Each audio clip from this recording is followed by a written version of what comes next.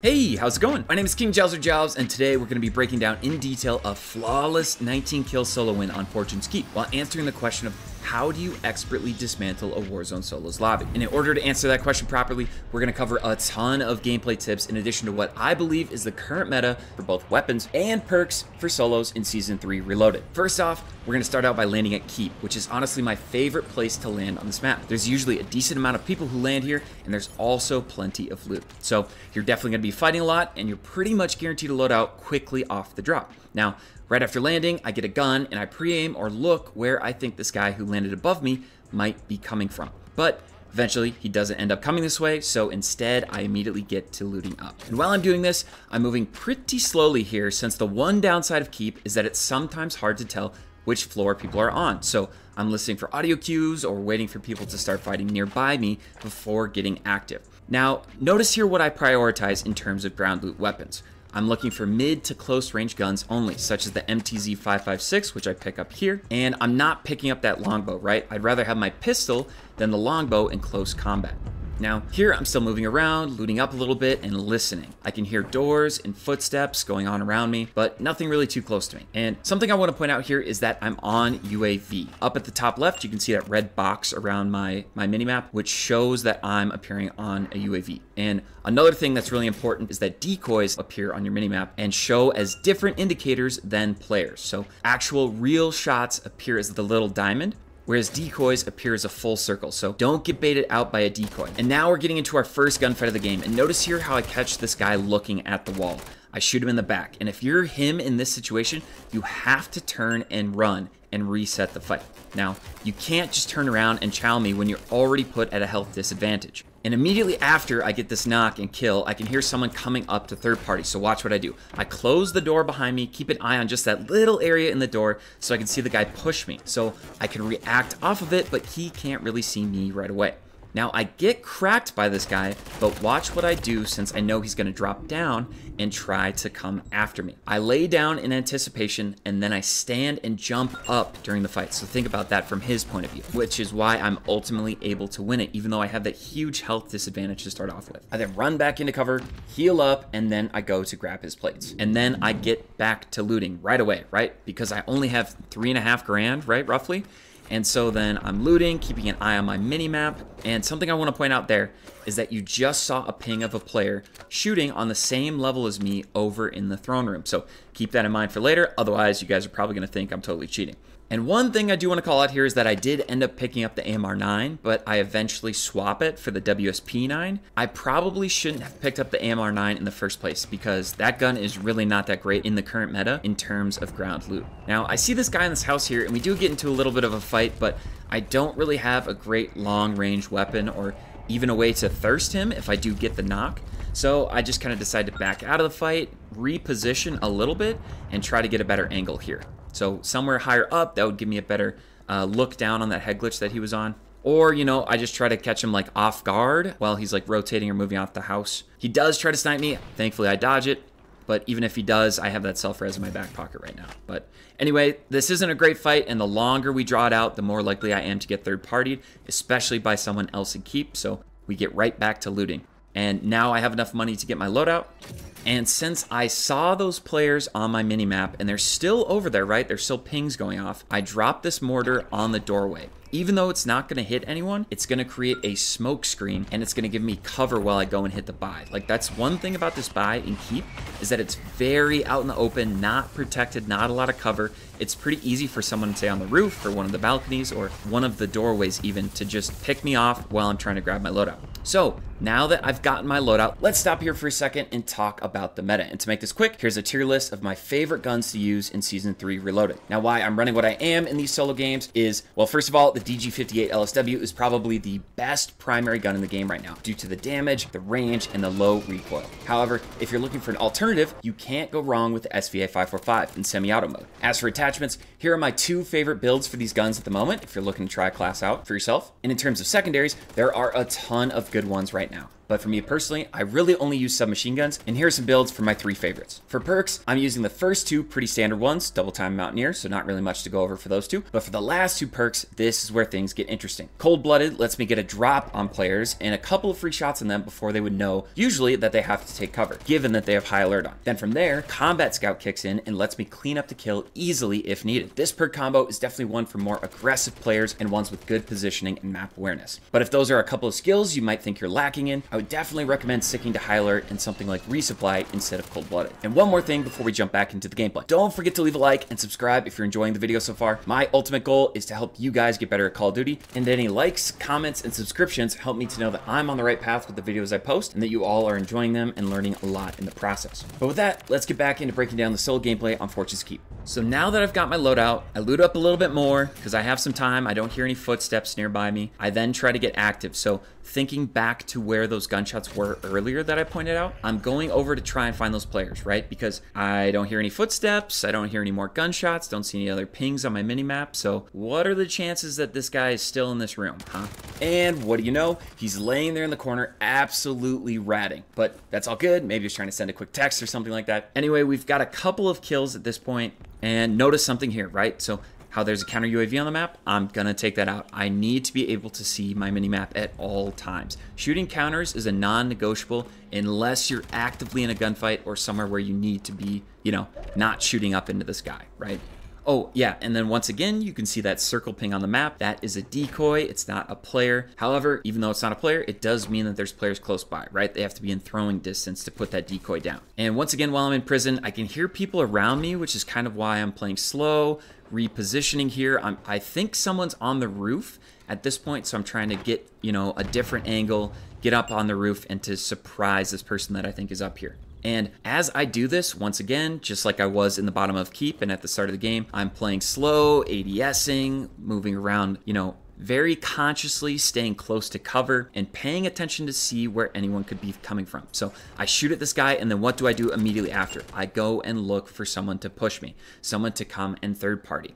I could have pushed that guy that was flying back in, but the reason why I don't is because I'm flying down low onto the beach, which is like ultimate low ground. It's gonna put you at a disadvantage. All of my guns are unsuppressed, right? Like, it's not gonna really put me in a good spot to keep getting kills like I do here. And then since we're at Keep, still on high ground, there are plenty of other people around, and I have more people to fight than just the one guy who was landing back. Notice again how I'm not chasing here, and since I'm playing slowly, I'm able to hear this guy climb up on the ladder and onto the roof. Ladders make very clear audio cues, especially for people who have headsets on. So if you're trying to push someone using a ladder, make sure that you're going to have a huge advantage to start the fight off with, because they're going to know you're coming. Now I'm finally looting the body of the guy I killed earlier, and some of you might be wondering why I didn't immediately drop down to loot them in the first place. Well, it's because I can hear people around me in Keep, but I don't know exactly where they are. And you know, if I just killed someone and I just drop down blindly to go and loot them, chances are someone's gonna come third party and I'm gonna get shot in my back. So that's why I waited a little bit. And when I did eventually drop down there to loot, I always tried to keep things in front of me. So where I know people could potentially be coming from, I'm trying to keep that area in front of me, right? Which is a very good practice to have in the back of your mind when it comes to playing solos, or even when you're playing in team modes, right? So trios or quads. Whatever situation it is, if you're by yourself or off on an island or away from your team, or, you know, just in general, try to keep everything in front of you. And now, once again, I can hear people above me, so I'm gonna go up kind of a weird way. And then this is where Combat Scout really shines, and why I highly recommend it as a perk if you're more of an aggressive player, right? I can track this guy through walls. I know he's weak already, and it's just a free chase into a free kill. Now, once again, notice how loud these trellises or ladders are. So I assume someone's climbing up onto the roof, but since I didn't see anyone, where else could the player be? You know, process of elimination, he's got to be below me, and that just turns into a free kill. So even if you're climbing slowly, right, just step by step up the ladder, it doesn't matter. These wooden ladders make such a clear audio cue. You're not sneaking up on anyone by going slowly. So now notice what I do immediately after getting that kill. I go and play for height, because I just fought with unsuppressed weapons and I'm anticipating a third party, which, as you guys just saw, resulted in me getting what was essentially a free kill. I was able to get up to a good position before he did. Now, I want you guys to take a look at the minimap here. Look at the top of that minimap and see that ping with the circles coming off of it. That's the player I just killed. And guys, this is so incredibly important, and I hope that all of you know this, and if you don't, you need to, okay?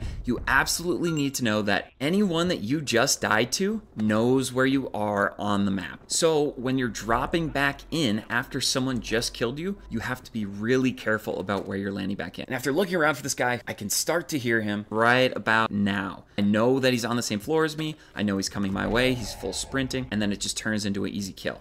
Now, watch this. This is where I don't think this guy knows that he appears on the minimap, okay? So I get a kill. I immediately start going to play for height, anticipating kind of any third parties or that kind of thing. I run out the door, and then what do I see? I see pings on my minimap of the guy I just killed dropping right back in. And where does he land? Out in the open, right next to where he just died. So that's why I don't think that he knows that he's on my minimap, then I know where he's gonna be, or maybe he just doesn't care, you know, whatever it is. But that's something that you guys really, really need to know about Resurgence. So pick up another free kill here, because I can just come around the corner, pre-aim, and just tap him a couple times and secure the kill.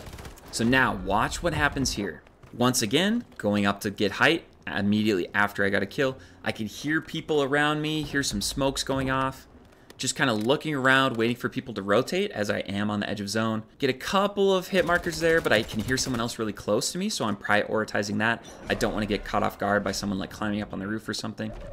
Since he's not on the roof, I drop down, and then this happens, right? A guy has some really good shots on me and knocks me. Thankfully, he ran out of ammo, is trying to get up onto the roof there, but I can self-res and get inside around the corner. Now, as I'm plating up, look what happens. Someone comes in. I got a bob and weave. I throw a smoke to break line of sight, and I keep moving and plate while I do it. And you guys, this is another thing that's incredibly important that you need to know how to do, is to be able to plate while you move. But then, as I'm running from this guy, I come across another player.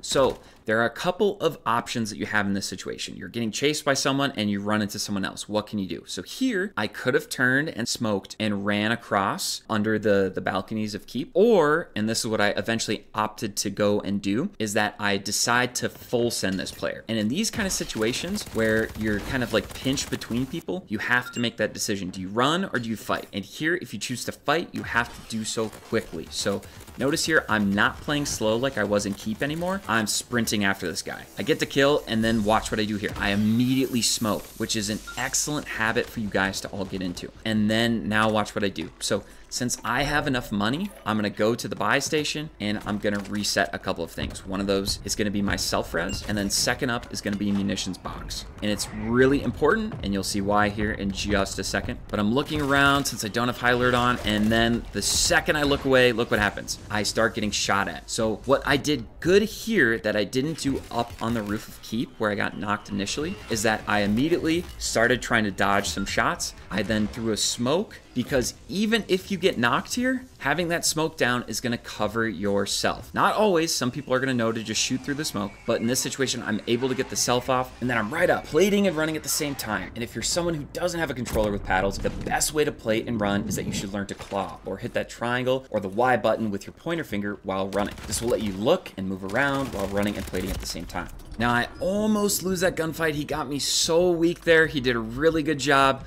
I just had, I think, the better gun in that situation, and that's what helped me win that fight. And now here, in terms of zone and in terms of my rotation, right, I'm trying to find a clear path into zone. I just saw a ping of a guy in circle, right? So I don't necessarily want to go that way and run straight into someone, especially since he's shooting at someone else, right? That means that there's probably someone at like grandma's or in the trench or something like that. So it's not really the safest way into zone. And I also know that on my left at these houses, there was that guy who knocked me earlier. But also, right, thinking back to Keep, who did I run away from initially after I self-revived, right? We still know that there's one player over there on the left, which is exactly who I kill here. Now, I immediately throw a smoke again, right? I just got into a fight, so I'm gonna throw a smoke.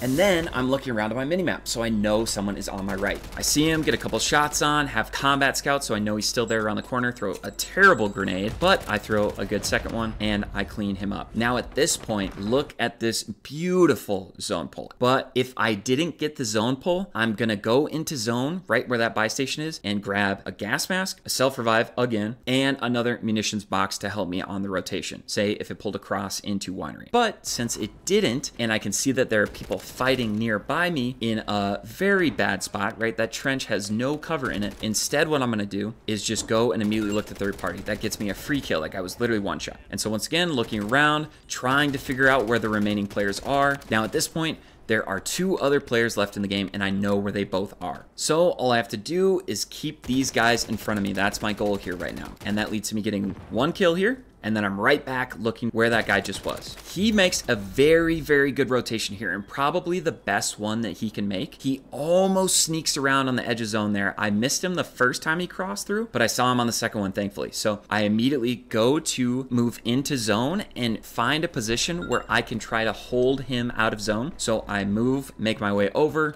I can hear him right next to me at this point, get a couple shots on him, and clean up the kill there for the 19 kill dub.